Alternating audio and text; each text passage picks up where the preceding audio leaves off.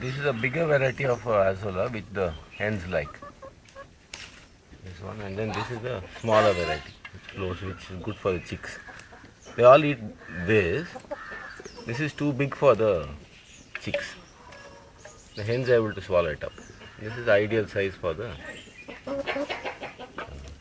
chicks.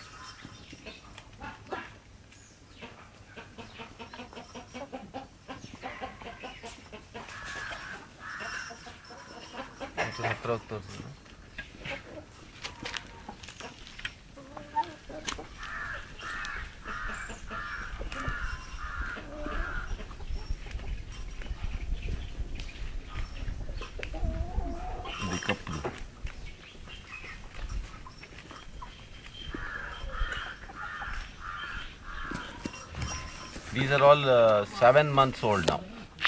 They started laying a few eggs also.